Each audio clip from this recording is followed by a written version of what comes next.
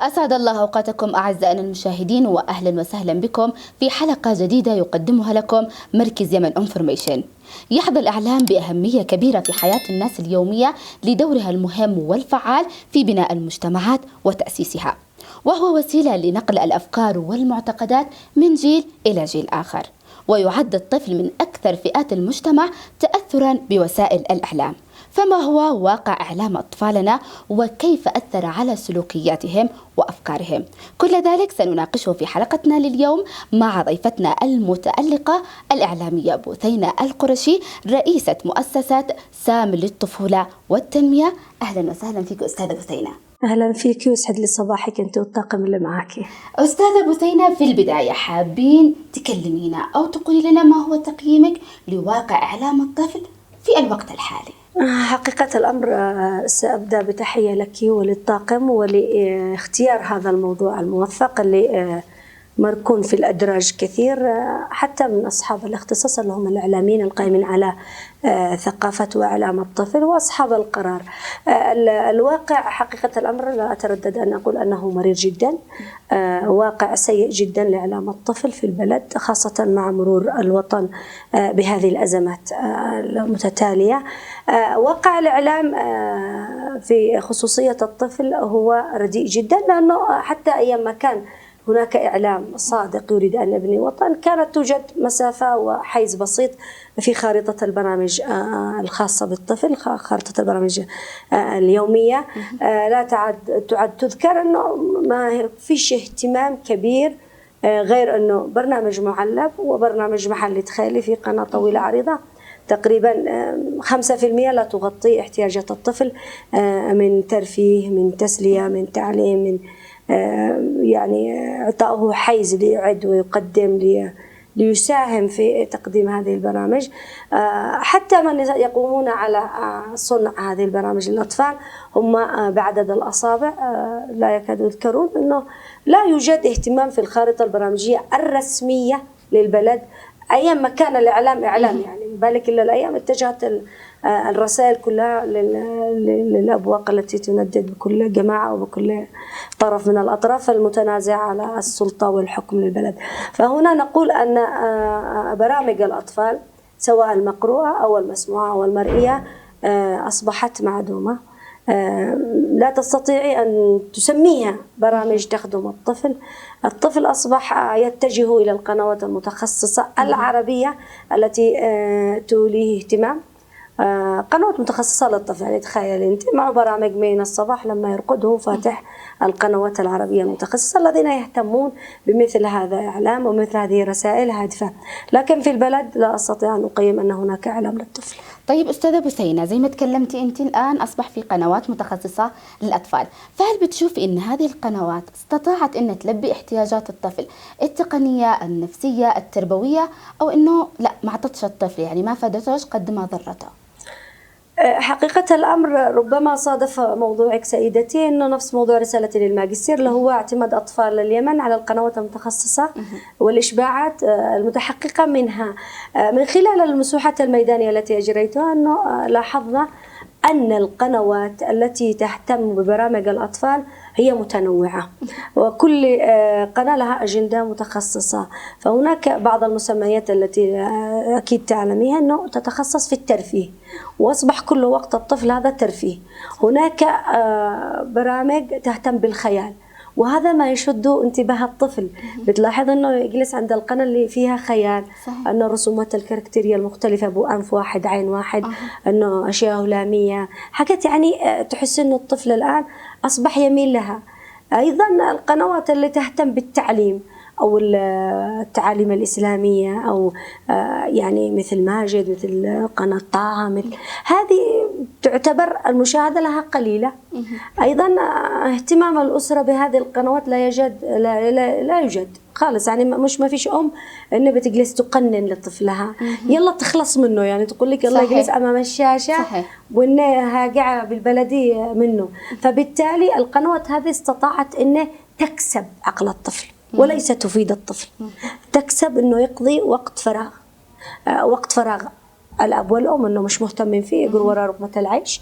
وقت المدرسة اللي يحس إنه كابد له من المنهج الثقيل فأيضا الأقران، لا يوجد أقران جيدين في الشارع أو في المجتمع. احنا نقول أنه احنا بطبيعة بلدنا، لو تحدثنا عن بلدنا، احنا أطفالنا أغلبهم بيلعبوا في الحارة، لا توجد أماكن خاصة لأطفالنا، لا توجد متنزهات كبيرة، فبالتالي الشاشة هي صديقة هذا الطفل. القنوات العربية غطت هذا الفراغ لدى أطفالنا، إنه حاولت إنه تشوف إنه أطفالنا الآن عندهم فراغ كبير، تشد انتباهاتهم. أيضا هي مصنوعة بعقلية أجنبية خارجية، ليست مصنوعة بعقلية عربية إسلامية بحتة، حتى تستطيع أن تلبي ما يريد هذا الطفل أو تغطي احتياجاته من الأسرة. فالتلفزيون هو يكمل الأسرة. أيوة، مثلا الآن في كثير بيتابعونا من الأمهات والآباء، كم ممكن أنا أعطي وقت لطفلي إنه يتابع زي ما قلت وسائل الإعلام أو القنوات؟ في كثير من الأمهات بتهرب من الطفل وتقول لك زن الطفل ومشاكل الطفل، يلا تفتح التلفزيون ويجلس الطفل ساعات طويلة، وهذا أكيد بيأثر عليه. فكم ممكن نقول إنه الساعات المحددة للطفل إنه يتابعها في اليوم؟ احنا نستطيع أن نقول المحور الأول هناك جانب إيجابي، ما فيش شك في الموضوع هذا، ولكن بسيط. لكن الجانب السلبي أكبر. فالآن احنا لما نلاحظ أنه القائمين على صناعة البرامج الخاصة بالطفولة يجب أن يكونوا علماء نفس، مش أي حد يكتب. صحيح. مش أي حد يكتب للطفل. صحيح. من يكتبون الأطفال يجب أن يكون لديهم خبرة تربوية، علمية، ثقافية، نفسية. فسيولوجية الطفل بحد ذاته صحيح. تحتاج إلى رؤوس أقلام محددة. أنت تقدمي رسالة مش للكبير، معك طفولة مبكرة وطفولة متوسطة وطفولة متأخرة، وهذه من أصعب الشرائح، أنه أنت تقدمي عمل للطفولة المتأخرة، لأنه ما يكون ما بين الطفولة والمراهقة. وهذا السن حتى على مستوى أنك تختاري ملابس لهذه الشريحة لا توجد، حتى الاقتصاديين في الملابس في الأشياء هذه لا توجد، فما بالك إلا أن تصنعي عمل إعلامي لهذا الطفل. الاختيار كيف يتم؟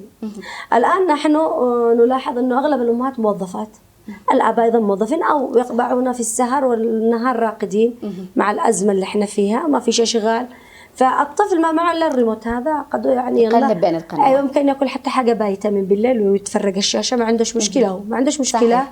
فبالتالي هناك كثير من الأمهات لا تعير هذا الجانب أي اهتمام.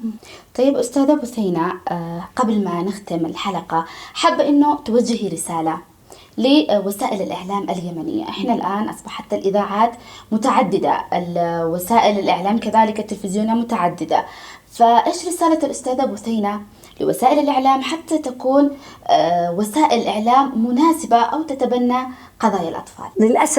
للأسف أصبح الإعلام إعلام الطفل في اليمن نفتقر له، حتى كان معنا 3 مجلات الأطفال اختفت، مع جد وسمير ومدري من والمثقف الصغير، انتهت بانتهاء الناس اللي عملوا عليها.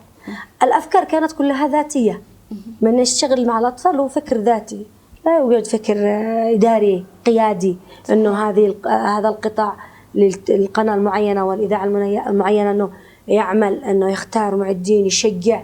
لا توجد أي مسابقة لكتاب الأطفال. لاحظت هذا الكلام؟ صحيح. لا يوجد دورة تأهيلية لمن يكتب للأطفال. صحيح. لا توجد في الخارطة البرامجية زاوية للأطفال. إذن النصيحة هنا، من يصنعون برامج الأطفال يجب أن يلاقون الدعم والاهتمام أولا. 2، أنه إذا لم تكن تحب برامج الأطفال، معنا من أجمل البرامج. أنا واحدة من اللي تعلمت على الأطفال. الطفل يصنع منك مذيعة متميزة. صحيح. لأنه أنت لا تستطيع أن تكتبي إعداد كما نقول إعداد الأسئلة اللي أنت الآن وجهتي. لا، أنت الطفل يمكن يجي يخرج باللاحظ البرامج هذاك عالم الصغار، برنامج أحمد حلمي، برنامج المرحوم دريد لحام، يعني أعمال جدا جدا جدا قيمة. صحيح. فبالتالي رسالتنا أنه يا أصحاب القرار، يا قادتنا، يا من تمتلكون القنوات الخاصة، الإذاعات الخاصة، ضعوا حيز لجيل الغد، لأن إذا كنتم تريدون أن يكون هناك شعب واعي وجيل متفتح، عليكم بهذه الشريحة وهي شريحة الأطفال. هذه رسالة قوية منك يا علي أنت والطاقم اللي معك، إنه اهتموا ببرامج الأطفال. يعني الآن قناة اليمن راحت بثينة ما عاد فيش ولا برنامج. افتقدنا بالفعل. صحيح. حتى زي ما تكلمتي كان من أول وقت محدد للأطفال، أفلام صباحي الكرتون. ومسائي. الآن لا، نقدر نقول إنه حتى ما بتتجاوزش الربع ساعة يمكن وكنا أو نشتكي أقل. عليها انه للقيادات انه يا جماعه زودوا لنا التوقيت. نستطيع ان نقدم اكثر من برنامج، اكثر من رؤيه لهذا الطفل.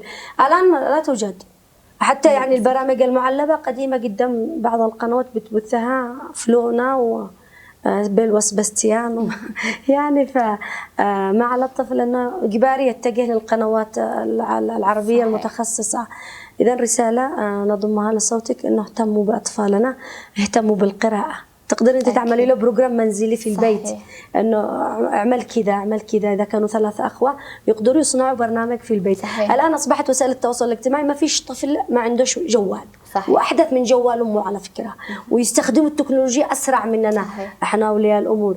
وبالفعل اذا يعني اللابتوب حقي ولا التليفون والقى لطفلتي شهد والله انها بتستخدمه افضل مني، لديهم عقليه ورؤيه متفتحه. جيلهم غير جيلنا، عصرهم غير عصرنا، فيجب ان نواكب هذا العصر ونهتم باطفالنا. وشكرا لك يا علي. شكرا لك أستاذة بثينة، وكان لقاء أكثر من رائع وحوار جميل. وأشكركم أعزائي المشاهدين على حسن المتابعة، ولاقونا في حلقات قادمة. إلى اللقاء.